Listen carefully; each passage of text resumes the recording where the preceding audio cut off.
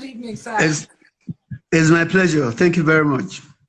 Oh, I'm so proud of you. This is your first time on this platform, isn't it? I'm equally proud of you. Incidentally, Iyanda is the name that my father's wives used to call me. Really? Yeah. Well, how wonderful.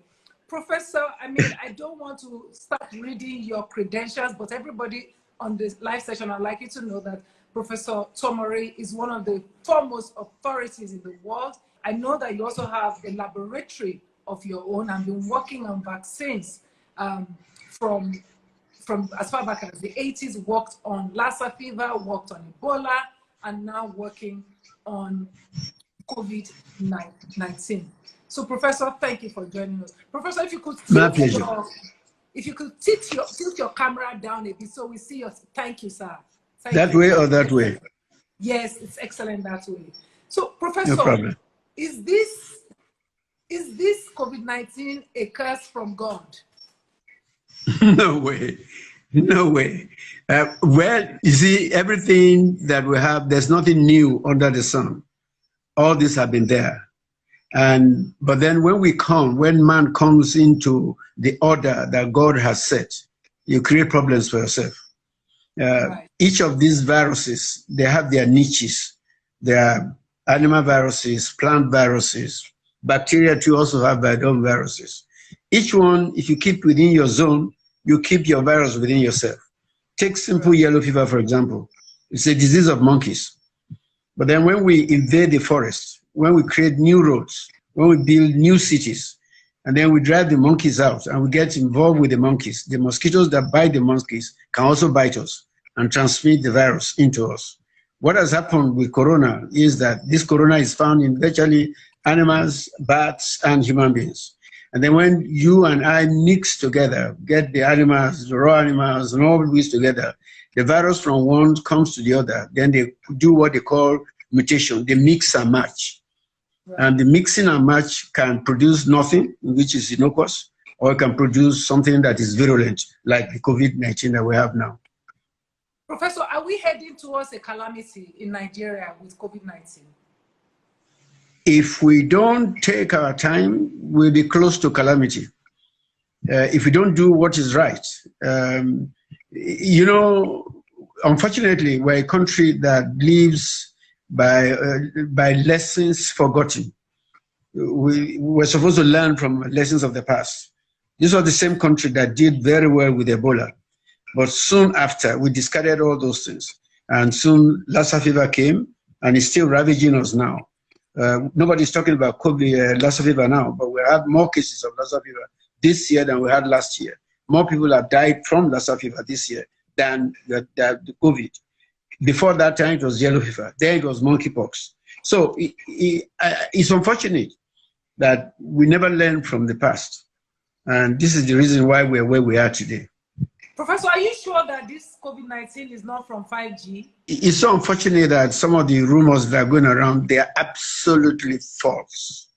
And some of the reasons they're giving for 5G, I'll give you a good example. They talked about the fact that 5G was started in one place that was discussing the problem. What are places where they have no 5G? It's still killing everybody. There's an argument that that relatively Africa hasn't done as badly as one might fear, and that there might be some sort of geographical advantage that Africa has over the rest of the world. And therefore, our response to COVID-19 should not be so drastic. Well, it's we have a saying that the rain is falling. You say it's not as much as yesterday. Let the rain finish falling first before you know. So far, yes, we're not seeing the severe disease that is happening in other parts of the world. But we didn't start at the same time. COVID came into China in November, December last year. We didn't see our first case until February. We knew where the disease was coming from. We had all the opportunity to prevent us getting to this. Any country that was wise, and that's why we say we don't learn from experience. A wise country, the day that first case came in this country on February 27, we should have locked our doors. The time we decided to lock our doors, there were already 40 cases in the country. And that was the beginning of our problem. So where we are today, Professor, what do you think that we should be? Now we're going to come back to the issue of vaccines and all of that. But before the vaccine, if and I know you're advising now, I know you've been called to advise a ministerial committee on COVID-19. What should we be doing? Two things. You want to know the magnitude of your problem. And when you know it, then you know how to tackle with it. If you don't know the problem, you'll be running helter-skelter. And the way to know is to test your people.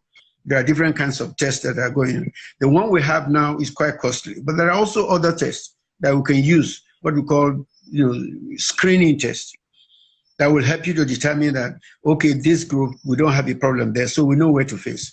And then you can use other tests to confirm what you have screened. So we need to do more testing. When you look at the global average, Nigeria is testing about 11 out of 100,000 people. Other countries are testing in the range of 3,000 to their 10,000 or something of that nature. So we are not really testing enough. So we don't know exactly where the problem is. And because this is a disease which can have 40 to 50% of the people will have the disease, but will not show symptoms. Therefore, it's difficult for us to know who is passing on the road, who has it. The only way you can is to test the people. And when we started with a case definition saying you have to have contact with somebody who has the disease and you must be showing signs before they test you. But then you have taken almost 40, 50% of your population who may have the disease out of your testing range. And therefore, if you don't know where they are, then you don't know where they are spreading in direction. And that's why we are getting what we have. Now we reach the level what they call community spread, because people don't know who has it. And you are coming with your neighbor. And that's why. So back to the lockdown, what people have said. At a point, we had no choice. But one thing I think we need to look at is that there are two sides to the lockdown. There's the government side, there's the citizen side. COVID is not going to kill the government. The thing that COVID will kill is the individual. If all the people in the government die now, another one will come over there. But it boils down to you and me. And that's the side of the society. We will have planned far ahead. We're going to lock down. This is what it's going to cost. And then we should be prepared for it. We were making ammunition at the war front. And what were we doing? We were pouring vanilla ice cakes on the rotten cake. That's what we've been doing. So that's the problem we had. But we had a duty. The citizens of the country had a duty to do. The government had a duty. Each of us must do our duty for this to succeed. People, and I think oftentimes that point you made is a very powerful point.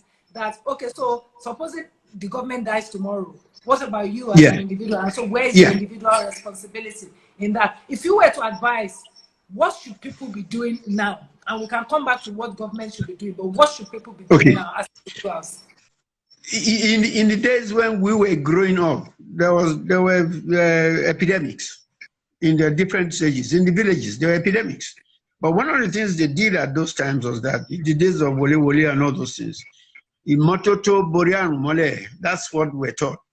And no matter you clean your environment, you can take care of diseases, remove them from getting to you. What are the rules? Wash your hand because of the nature of the virus. The virus can contaminate the environment. And then keep your distance from somebody who has the disease, because when he's coughing, the droplets will come in and can catch you. So if you are far away, it's not going to get to you. I mean, and then the environment where you are, you clean, you might touch a table that has somebody who has droplets on it. You wash your hand regularly, and that thing will not come to you. And those are some of the things that we need to do. Of course, it will be a bit difficult in many of the environment where we are. That's why I refer to the days of the past, that even in our villages, we kept our villages clean, and we prevented epidemics from spreading. Somebody here, Prince Louis, is asking, I would like to know Professor's view on the cure that the Oni of Ife announced at a point in March, as well as the herbal cure announced in Madagascar. How potent are herbal medicines? Those are legitimate questions. And I think I will be the one, because I have half education, to look down on the things of our people. Many of us in Miami, when I grew up, there was no hospital in my area. How did I survive? It was the same agbo and all those things that they gave to me that made me listen. But unfortunately, many of us get a bit of half education, and then we look down on those things. China have their own herbal medicine. But we somehow along the line, we disdain those things of our people, which kept us alive. And one of the things you find with many of our educated people is that we look down on those people and say, show me what you have. But that's the man's livelihood. You know, you have to make sure that you also get something out of it. And therefore, yes, all the things that are coming up, there are systems, however.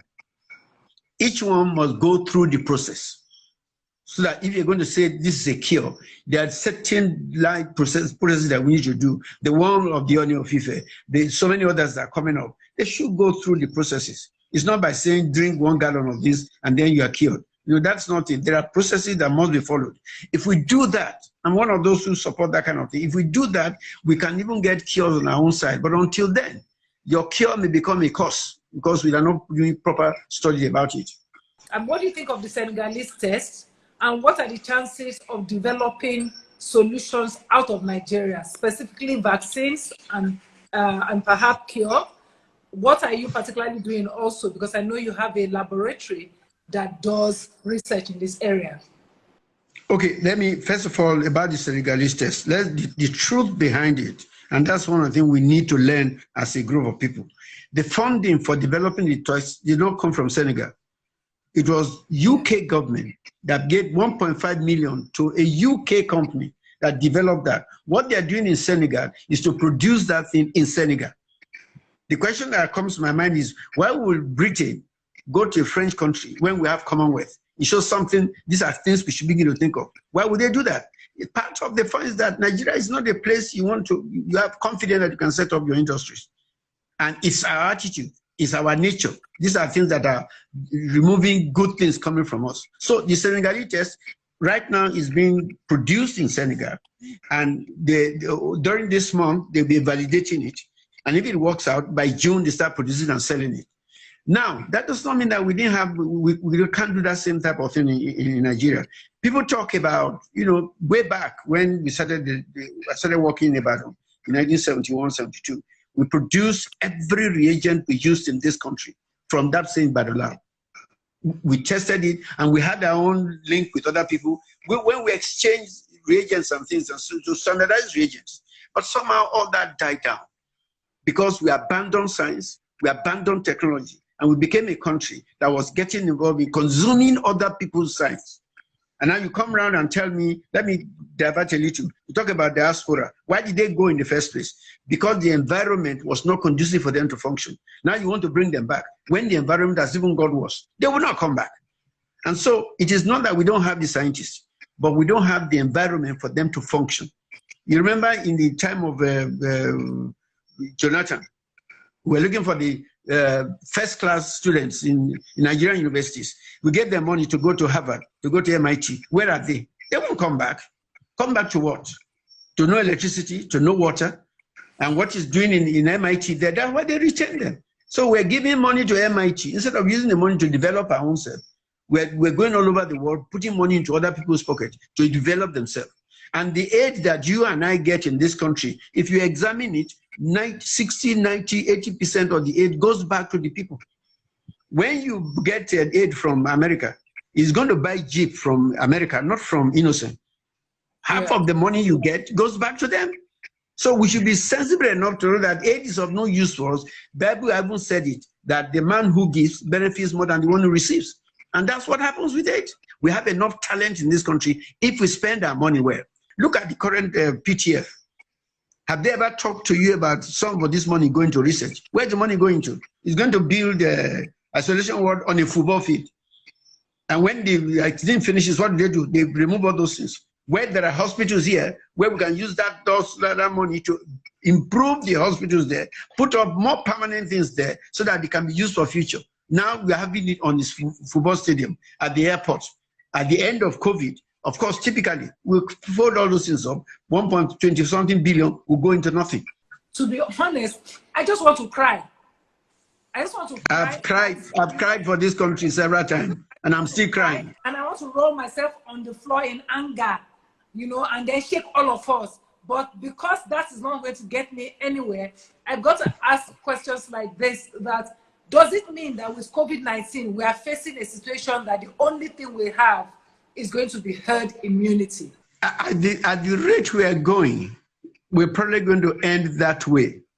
But I hope we will still get an opportunity to take this COVID not as a calamity, but as an opportunity to see where were we coming from, what do we need to do.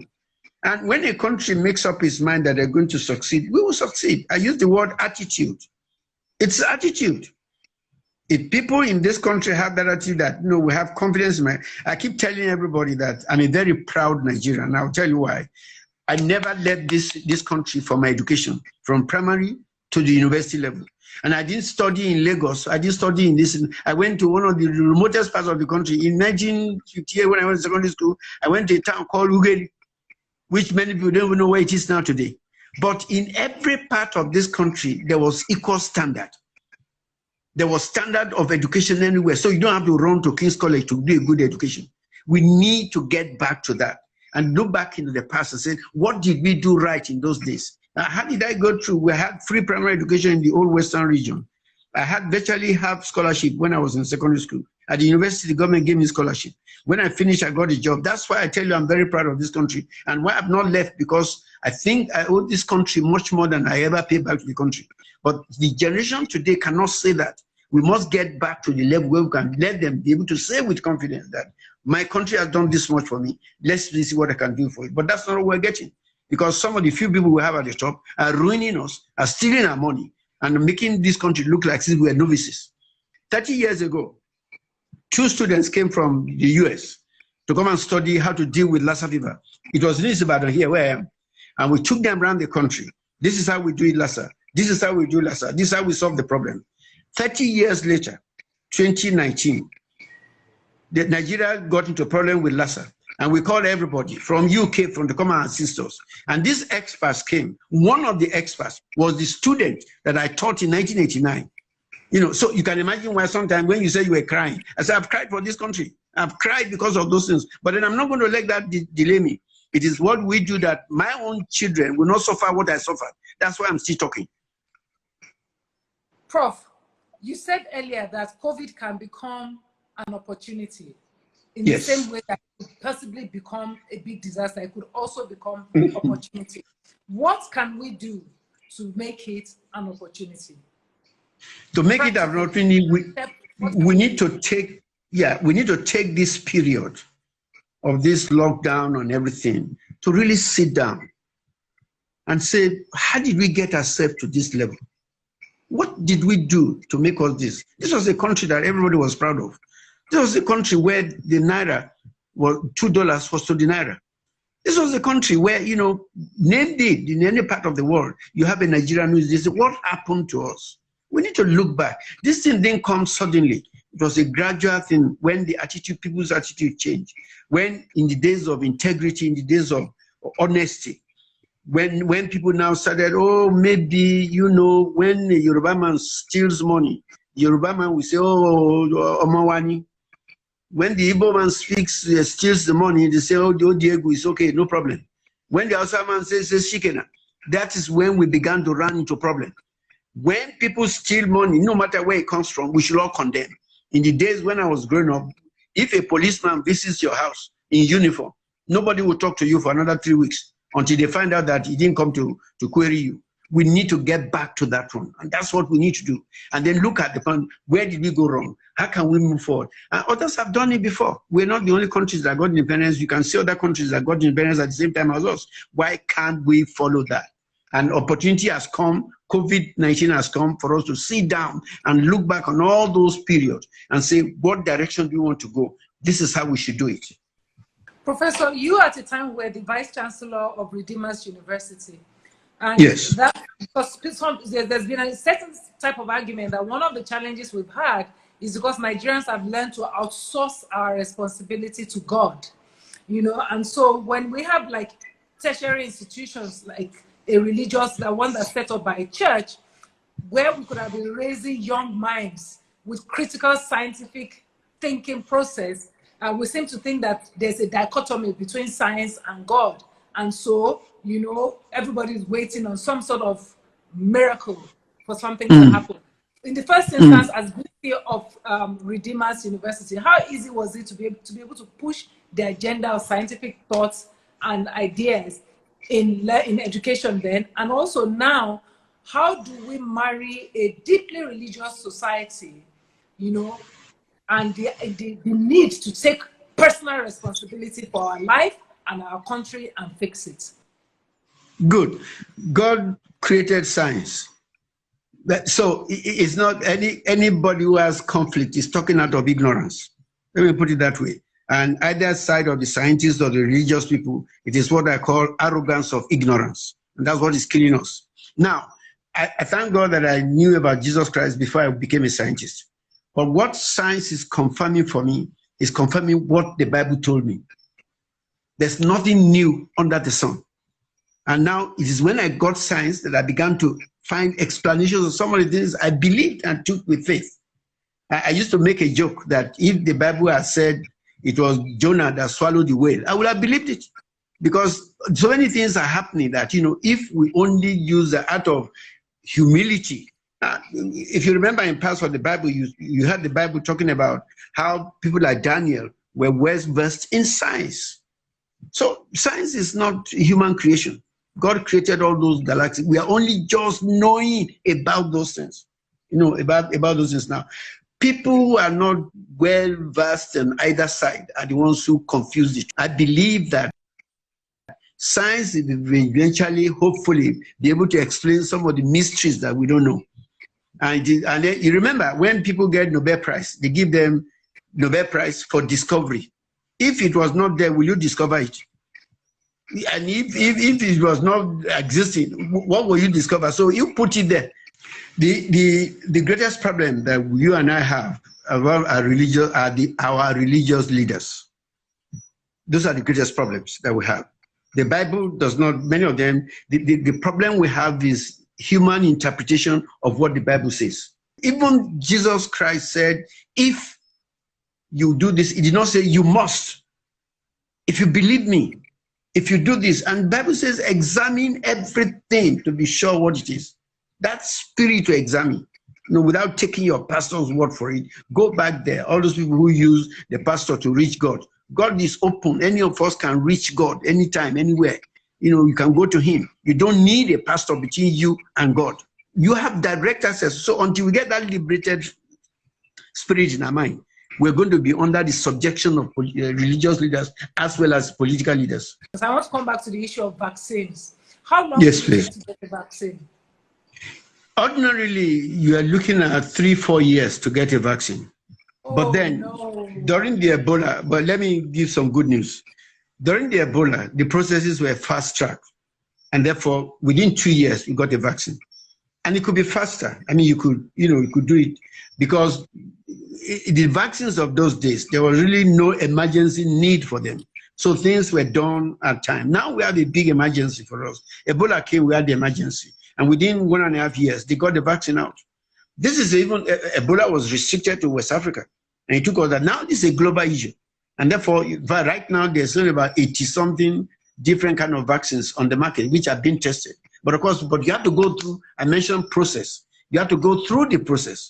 It's not for one president to announce and say, I drank a bottle, and therefore the thing is okay. No, that's not. There are standard procedures and procedures you must follow, whether it is your drug that you're using or the vaccine you're producing. I'm sure the question you want to ask me, why is Nigeria not involved in vaccine production? We cannot, because we don't have the foundation. We don't have the framework. We have destroyed science. We have abandoned science. And so you don't start producing vaccine on the foundation that we have now. We need to go back. And that's why I said this is a period for us to look back. It is not that Nigeria wasn't producing vaccine in those days. We produced vaccine in Yaba, in yellow fever, smallpox, I think rabies. VOM, the veterinary institute in VOM, is still producing vaccines for animals today. So it's not that we can, but it takes that commitment of a nation. It takes the desire of the community, that the thought of the that this is good for us. Let's do it together. We have our resources. Let's use it properly. Now that we don't have resources, I don't know what. In fact, at the time I was praying that all will dry up in this country. Maybe it will give us some sense. Now I think we're getting to that. Now we can think it because the money is not there anymore. What do we do? People have used their intelligence. They have used their people.